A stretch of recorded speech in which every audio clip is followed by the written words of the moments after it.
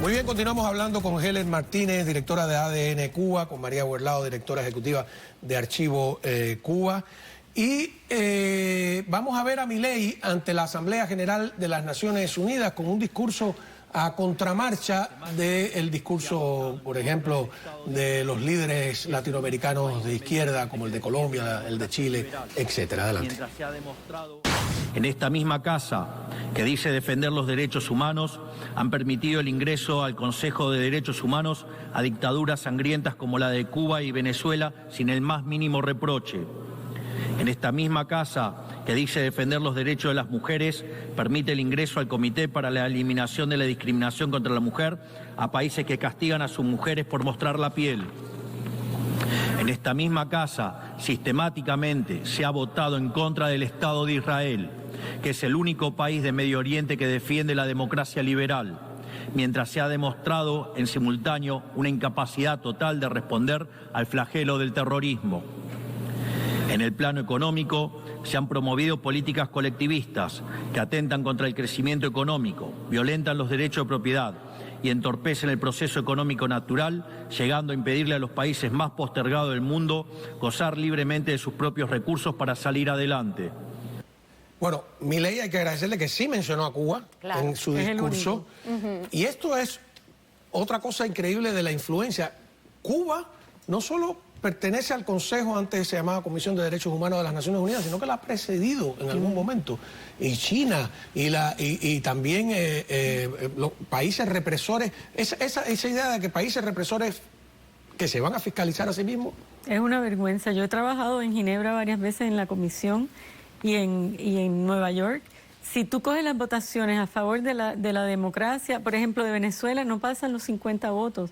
El resto de 193 estados que están en Naciones Unidas son casi todos de ellos, porque lo trabajan sistemáticamente y cada islita es un voto, igual que el de Estados Unidos y el de las grandes potencias. Correcto. Entonces, de una manera, esos organismos, yo concuerdo con Milei, no están cumpliendo su misión.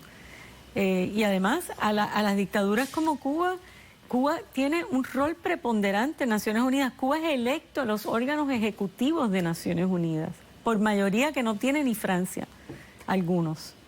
Es impresionante. Y eso, María y yo lo conversábamos el otro día, que precisamente uno de los roles y de las maneras que la inteligencia cubana y el régimen cubano también lucra es prestando estos servicios de influencia, de propaganda y el rol incluso en las Naciones Unidas a países autoritarios como Irán. Ahora vemos que Cuba incluso estuvo asesorando en la Corte Internacional en el juicio con Israel, o sea, se mostró muy activo en ese tipo de envergaduras. Entonces, no es atípico que el régimen cubano le ha prestado estos servicios, no solo porque los canjea por subsidios. En el caso de misiones médicas, sabemos que hay un hospital en Qatar, por ejemplo, cubano, donde pagan muchísimo dinero. Entonces, estos subsidios ocultos, como lo mismo ocurría en Venezuela, tienen mucho que ver también con la renta de estos servicios de solidaridad, de inteligencia y de penetración.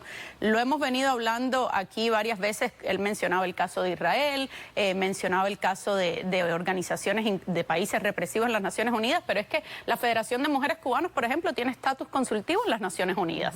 ¿Cómo te puedes explicar eso? O sea, organizaciones de masa que no son ONG, de sociedad civil aparecen. Los CDR en algún momento, no sé si siguen, aparecen como una organización no gubernamental cuando es una organización progubernamental. Correcto. De defensa de la revolución. En la Agenda 2030, que todos los millones que le dan las Naciones Unidas al régimen cubano, cuando tú lees la Agenda 2030 para Cuba y todos los proyectos de desarrollo local, el dinero va ¿a quién?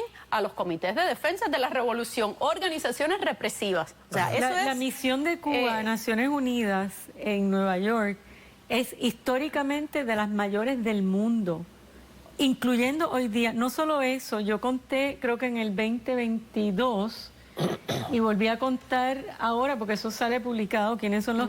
Y han aumentado en medio de una crisis económica que sabemos lo que está pasando.